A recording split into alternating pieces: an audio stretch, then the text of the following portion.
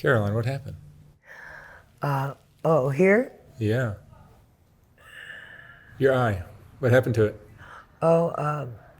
This white man on 6th Street, he hit me twice. The sad part was I ran into the Midnight Mission after the first hit, and I said, can I go in here because this guy just hit me?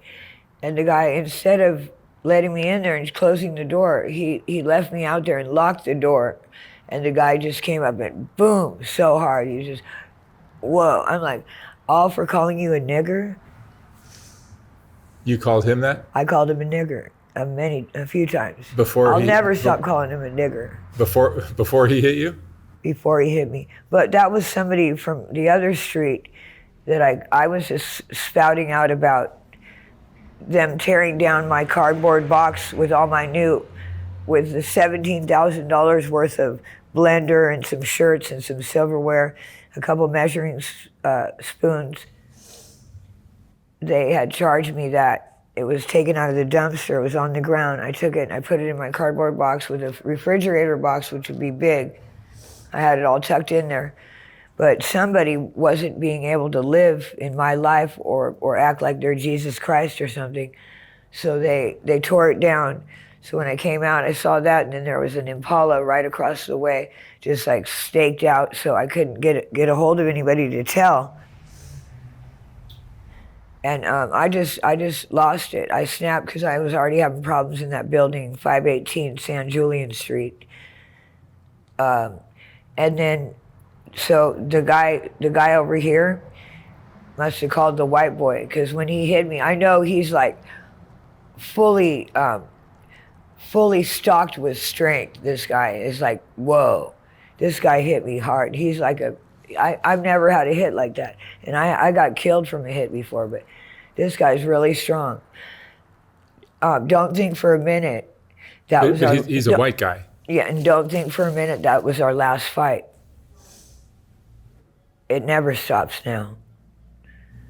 So you're using the N-word, but you're using it on white guys. What I was trying to say is, these black folks that tore down my tent every time I had one, they sat up in my tent and wouldn't get out. They parked over there with their cart in my spot. Every time I go back to my tent, they're in there and they won't get out. I don't want to fight these people, so I walk off because they're violent. They're like animals. So no, it was the last straw, because that place wasn't getting broken into and nobody was squatting in it. But the police had come the day before and told me, oh, you got to wrap this thing up. You got to have it covered during the day till 6 o'clock. So I straightened it all out and it was all up to code. Those cops came because my daughter was doing good, because she figured it out when she spoke out last night and told me when they tore that down, those cops, they screwed me, my daughter. Yeah, so. Your daughter came down here?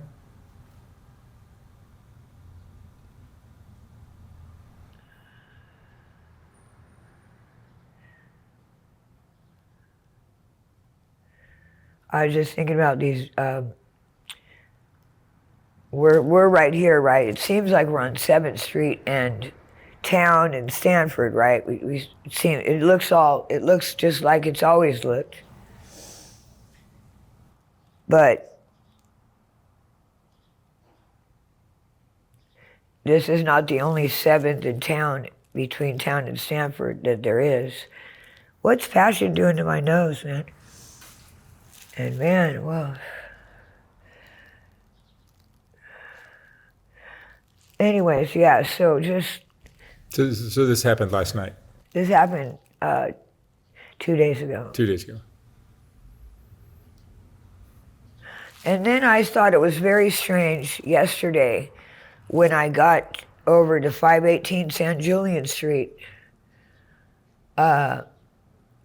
George wanted to ask me about what happened, but he wasn't asking me like, oh, what happened? Are you okay? Or could I give you some ice? Or do you want me to call the paramedics or something? It was like, he had to have the story straight because he's trying to play the victim of me. You know, he's trying to play the victim of me all the time, and I get victimized all the time. It's just a whole big materialistic, trying to get cars and clothes and do miracles and cook. They want to cook. They want to be the best realtor, the best guy at the gym, the best snowboarder, the best surfer, the best realtor, the stockbroker. You know, they're into commodities big time. I don't know. Oh, here's the problem: is the patience, the energy, so you don't have to sleep, and yeah, they just keep giving themselves my energy, and it plays like they're sleeping, so they just stay up. So they might have been up since I've been here.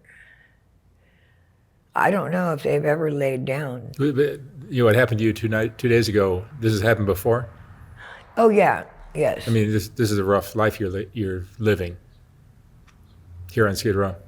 Yeah, it's rough, yeah. I mean, do you think... I told them to get me SSI. I can't go in there and apply. I need SSI, and I need an apartment. And so if they said they couldn't do that, well, it seems like all this work's been done in the world. Everything's all, you know, they got all kinds of projects and charities and fucking, you know,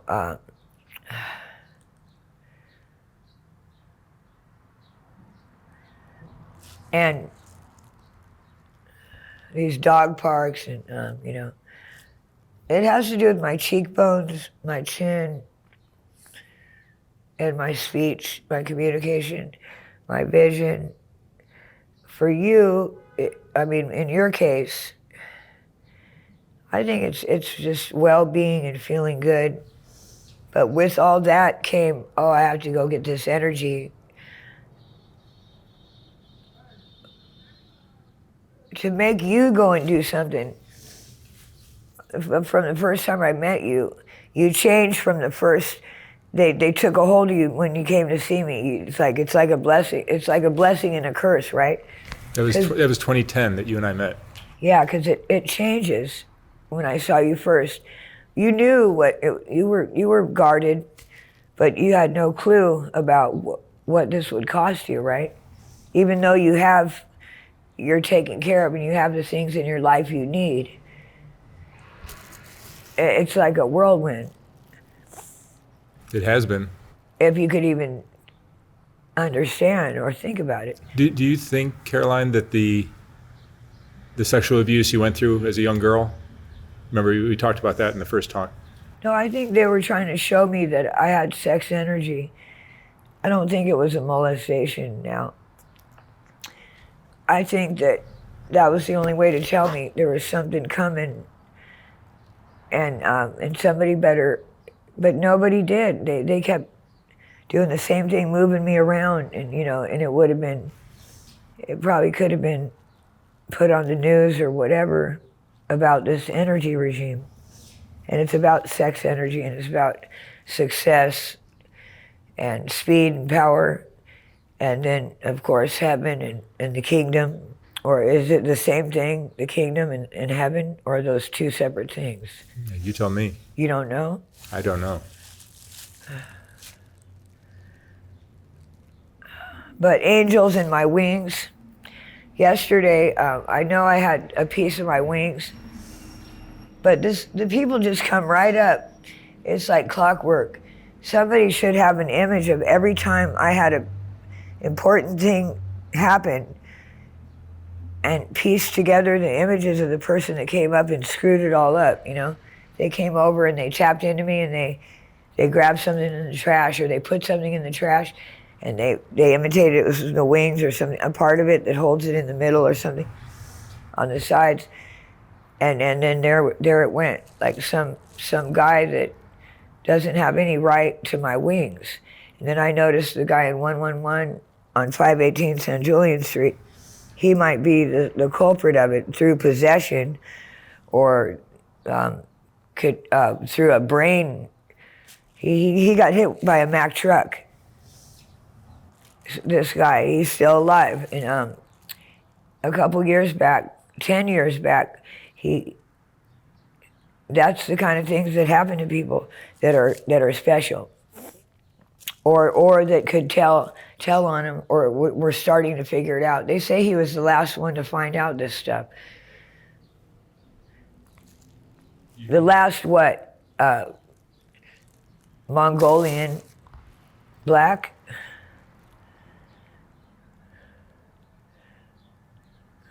I'm sorry. What are you saying? What? No, I'm okay. I'm just trying to tell these people. Okay, what does it have to do with my soft white underbelly? Everything, and my importance. That's what soft white, the eye and white underbelly, the unbelievable, the natural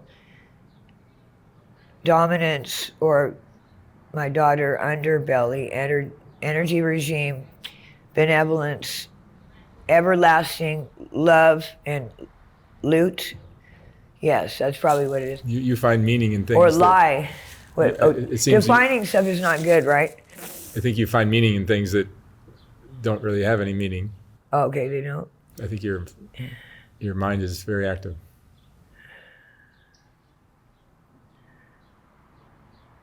But I hope they know, if they have my family, any pieces of my family, it's really not worth it if you're souping them up and making them it seem like they have the same qualities as me, and whatever. They don't. And that's all I care about, is about my daughter and my family. They don't have the same qualities as me. They're not just like them. They're different. They're older. You know, you couldn't even get to them. Do you talk to them. Do you talk with your daughter? Yes. She calls you, or you call her? Or? The radio, active. Oh, yeah. These guys that want me to twist their nipples, they have a template, if you could see it. I'm sitting there, okay, get the nipples, like nobody does. And then, where's this thing here? So, this thing is powerful. There's a slope going down right here.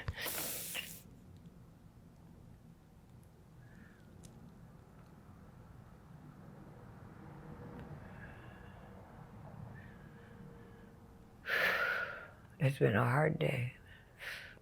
It's been a hard day's night. I should be sleeping like a dog. Have you slept?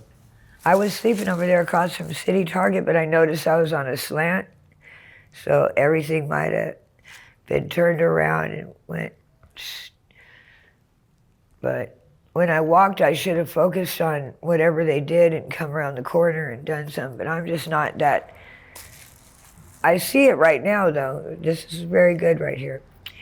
Even though they got this place laced up hardcore, because I should be able to walk in here and see another person, a real person, and already feel good, you know. Let me ask you a question, Caroline.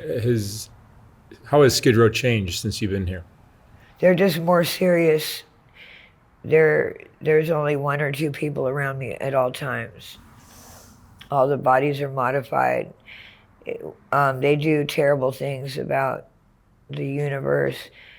They're handling large pieces that they... But they might have hooked onto a few things, but they'll be off soon, because they ain't got nothing to do with being a constellation ever. Or a star. You ain't no star. You ain't nobody.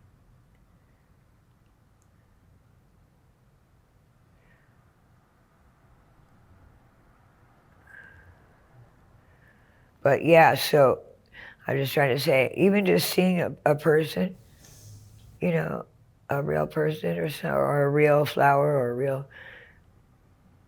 anything, like a real piece of food, or.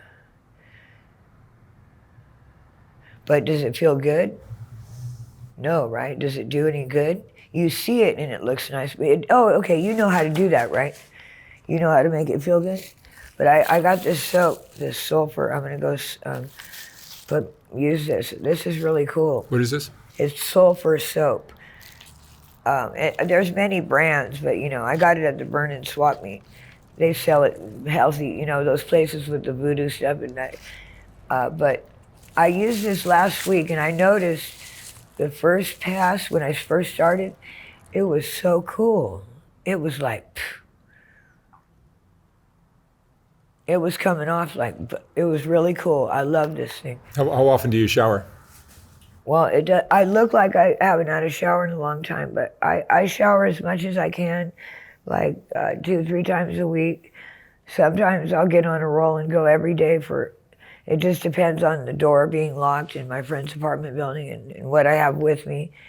Somehow there's certain shampoos and everything.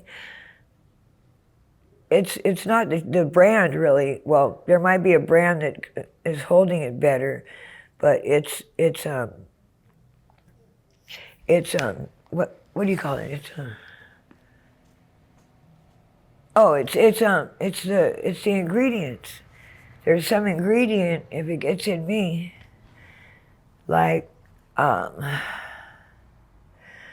Do you brush your teeth? Do I brush my teeth? When's the last time you brushed your teeth? Well, I wonder back in the Bible days or whatever, did Jesus Christ brush his teeth? Or did he make him a toothbrush with the goat's whiskers, or did they stick, a twig in? Probably that. I try to, but I know that when I brush my teeth, it fills up with plaque, and I know these people are casing out everything I do. So,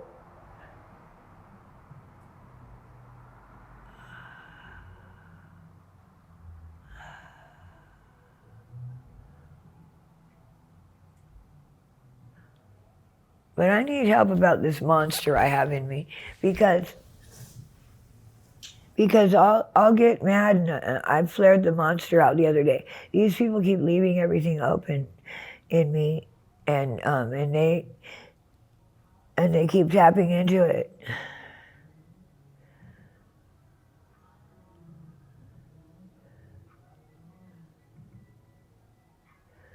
Hold on real quick. Something's going on with my enlightenment, but this thing, see these, your bones right here? Well, hold on. Your bones right here. Do you ever feel like a tightening up when you're trying to grab something or do the dishes or pick up a package or something? They have it like how many ties are on it's like really tied up, and it's really hard. I could die anytime. So I love you very much, Mark, and Diane, I appreciate you. And I hope to be able to see you again. Oh, God. Yeah, very good. When I was designing the first Softwood Underbelly book, I realized that there were so many great portraits that weren't going to make it into that book. They just wouldn't fit. And once I saw how well that first book sold, I knew I'd have to design a second book. This second book is finally ready to ship. Like the first one, this book has a collection of some of the best portraits from Softwood Underbelly, accompanied by a quote from that person's interview. This book features another group of Rebecca portraits, as well as a collection of color images of the Whitaker family, and plenty of others. You can order yours for $125 or $150 for a signed copy at softwoodunderbelly.org. Again, like the first book, once this book is sold out, I will not be printing more of them. The portraits are what Softwood Underbelly is all about, and these two books contain the best of all that work. Thank you for watching.